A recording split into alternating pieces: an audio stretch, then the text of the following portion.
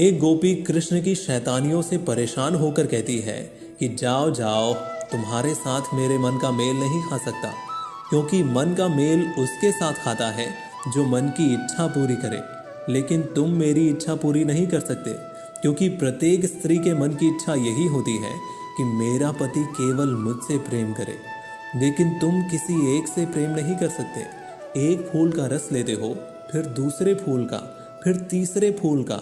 शास्त्रों में तो हम जीवों को उपदेश देते हो कि केवल मुझसे प्रेम करो, लेकिन स्वयं इस उपदेश का पालन नहीं करते।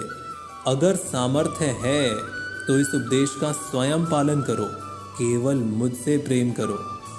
ये सुनकर कृष्ण ने कहा कि प्रेम तो मैं केवल तुमसे करता हूँ, बाकी से तो मैं केवल व्यवहार करता हूँ, प्रेम नहीं करता।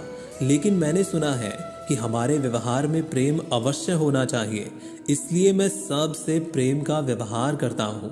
प्रेम तो केवल तुमसे करता हूँ। ये सुनकर गोपी ने कहा, क्या पता तुम मुझसे भी प्रेम का व्यवहार ही करते हो, और क्या पता मैं तुमसे प्रेम ही करता हूँ। ऐसा भी तो हो सकता है, क्योंकि जिससे हम प्रेम करते हैं उससे प्रेम का व्यवहार भी करते हैं, लेकिन जिससे हम प्रेम का व्यवहार करते हैं उससे प्रेम भी करते हो, ये आवश्यक नहीं। इसलिए अन्य गोपियों के प्रति मेरे प्रेम के व्यवहार को देखकर ये मत सोचो कि मैं उनसे प्रेम करता हूँ। प्रेम तो मैं केवल तुमसे करता हूँ और तुम्हारी प्रत्येक इच्छा को पूरी करने के लिए तैयार बैठा हूँ।